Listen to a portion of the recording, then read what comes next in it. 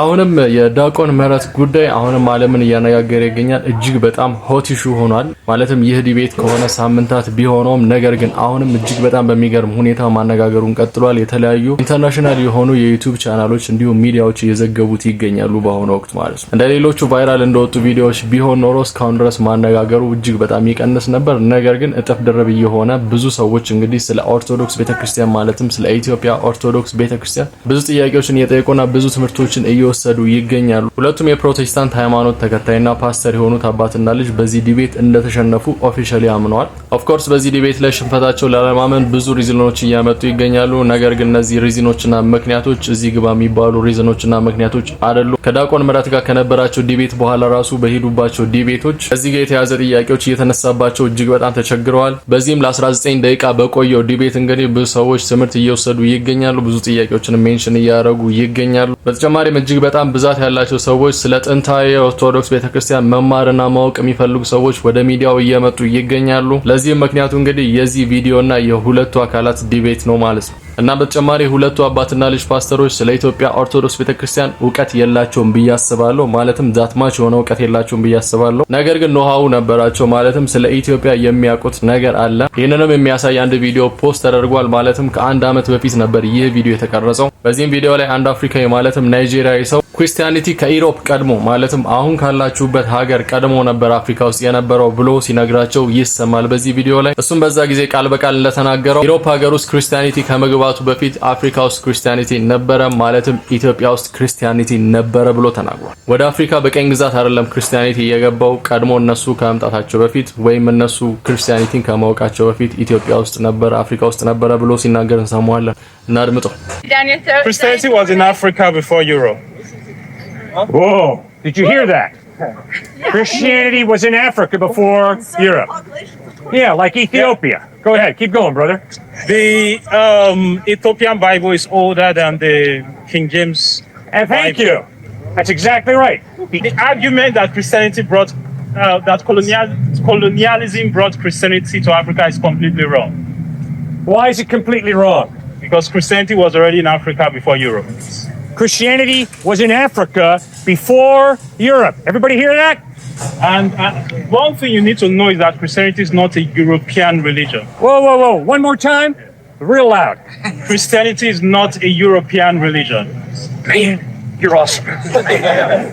እናም ብዙ ጊዜ ሶሻል ሚዲያ ላይ እንደመስራት እንደዚህ አይነት ሐሳቦች ይመጣሉ። ነገር ግን ቶሎ ነበር የሚጠፉት ከሶሻል ሚዲያው። በአሁኑ ወቅት ግን እስካሁን ድረስ በሶሻል ሚዲያው ላይ ካየኋቸው ቶፒኮች መሃል እጅግ በጣም ለብዙ ጊዜ የቆየ እስካሁን ድረስ መነጋገሪያ የሆነ ማለትም ሳምንታት አስቆጥሮ ያየው ቶፒክ እና ሐሳብ ይህ ብቻ ነው። ይህ ነገር ለየት ያደርገዋል። አሁንም ኢንተርናሽናሊ ማለትም ኢንተርናሽናሊ ግሎባሊ ነው መነጋገሪያ የሆነ ያለው። እናም ሁለቱ አባትና ልጅ ፓስተሮች ስለ ኢትዮጵያ ቀድመው ያውቁ ነበር፣ ነገር ግን በቂ ዕውቀት አልነበራቸውም። ይህንን ነገር ንቀው ስላለፉት ነበረ በዚህ ችግር ውስጥ የገቡት ማለት ነው። ክርስቲያኒቲ ከኢሮፕ ቀድሞ ኢትዮጵያ ውስጥ መኖሩን እያወቁ ዕውቀቱ ስለሌላቸው ነበር ይህን ዲቤት ሉዝ ያደረጉት ማለት ነው። And he says, there's a tree you cannot eat. And he says, surely the day you eat of this fruit, you will what? You will die. But what happened? Adam and Eve were seized with vanity, and they said, no, I want to become like God. I love myself, and I love this tree more than I love God. I have committed the act of spiritual treason, and I put God down from his rightful place at number 1 to number 2. And so what did? They ate of the fruit, and then what happened? What if though? What if Adam and Eve were able... ዲያቆን ምህረት በ13 ዓመቱ ንስሐና ቅዱስ ቁርባን ወጣቶች እንዲወስዱ የሚያበረታታ መጽሐፍ አሳትሞ በከፍተኛ ፍጥነት ተሽጦ እንዳለቀ ስንቶቻችን እናውቃለን? መምህራን ዲያቆን ምህረት ስላሳተማቸው መጽሐፍት እንዲህ ብለዋል። የአካዳሚክ ችሎታውና ጥበቡ የማይታመን የ13 ዓመቱ ዲያቆን መጽሐፉ በቅዱሳት መጻሕፍትና በቤተክርስቲያን አባቶች ጽሑፎች ላይ የተመሰረተውን የንስሐና የኑዛዜ ቁርባንን የኦርቶዶክስ አተያይ ይመለከታል። ምንም እንኳን የምህረት መልአኩ መጽሐፍ ለቤተክርስቲያናችን ወጣት አባላት የተጻፈ ነው፣ ማንኛውም ክርስቲያን መለማመጃ የንስሐ መንፈሳዊ ጥቅሞችን በእውነተኛነት እንዲያገኝ ያበረታታል።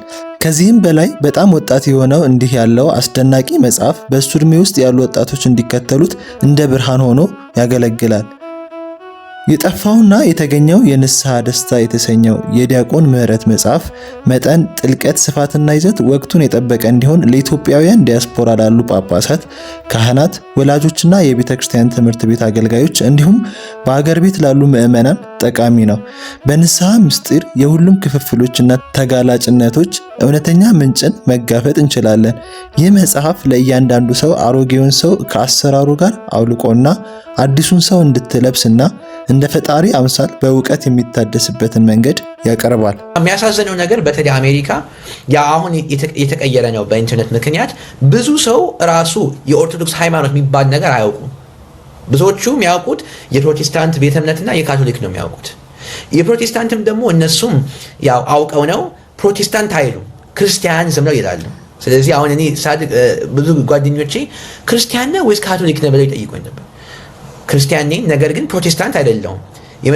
የመጀመሪያዎቹ ክርስቲያኖች ኦርቶዶክስ ነበሩ ብዬ ነው የምነግራቸው። እና በጣም እኔ ደስ ያለኝ ነገር አንደኛ ያው የነሱም ትምህርት የሐሰት ትምህርት መሆኑን ሁሉም ሰው እንዲያውቅ እፈልጋለሁ። ሌላው ደግሞ በጣም የፈለግኩት ነገር ራሱ ያው የነሱ ትምህርት ሐሰት መሆኑን እያወቅን ከሐሰት ደግሞ ወደ እውነት መሄድ አለብን አይደል? እና ያ እውነት የት ነው የምትገኘው?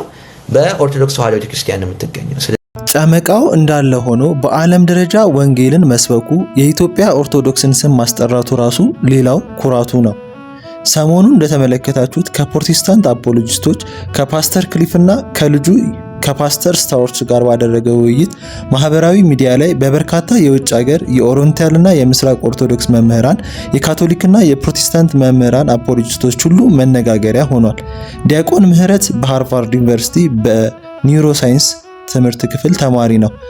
ከዚህም ሌላ የት ነው ሲባል ደግሞ ኦሪየንታል ኦርቶዶክስ የኢትዮጵያ ኦርቶዶክስ ሆኖ መገኘቱ ሌላኛው ትልቁ ነገር ነው። ኢትዮጵያም ኦርቶዶክስ አለ እንዴ የሚሉ ሞልተዋል። ኢትዮጵያንም እስከ ስሟ ሳይቀር የማያውቁ አሉ። ያው በእንግሊዘኛ ቋንቋ የወንጌል ተደራሽነት ስለሌለን ማንም አያውቀንም። እና ለዲያቆን ምህረት እድሜና ጤናን ጥበብን ማስተዋልን ይስጥልን። አባቱ ቀሲስ ዶክተር መላኩ ተረፈንም አሜሪካ ላይ በእንደዚህ አይነት ልጅ ለቤተ ክርስቲያን ስላበቁ ምስጋናችን ከፍተኛ ነው። ብዙ ወላጆች ልጆቻቸው ከቤተ ክርስቲያን እንዳይርቁ ሊያደርጉ ይችላሉ። የቤተ ክርስቲያን የዶግማ እውቀት እንዲኖራቸው አድርገው የሚያሳድጉ ግን ጥቂቶች ናቸው። መሰረታዊ የቤተ ክርስቲያን የዶግማ ትምህርት እያስተማራችሁ ለምታሳድጉ ሁሉ ምስጋና ይገባችኋል። ዋናው ነገር ቤተሰብ ነው። እንግዲህ እኔ ቤተሰብ ውስጥ አማርኛን ሁሌም የሚወራው የምንነጋገረው ነገር ሁሌም ያው ስለ ቤተክርስቲያን ስለ መንፈሳዊ ህይወት ማታ ሁሌም ተሰባስበን እንጸልያለን፣ መጽሐፍ ቅዱስ እናነባለን። አንዳንዴም ደግሞ አባቴ ተነስና እስኪ ለሁላችንም የተማርከውን ነገር እስኪ አካፍለን ብለው ይነግረኛል። ለወንድሜም እንደዚያው እና በዚያ ስለ መጽሐፍ ቅዱስ ጥናት በጣም ነው የተማርኩት። እና ዋናው ነገር ልጆች የሚማሩት ከወላጆቻቸው ነው። ወላጆቻቸው ሲጸልዩ እነሱ ይጸልያሉ፣ ወላጆቻቸው ሲጾሙ እነሱ ይጾማሉ።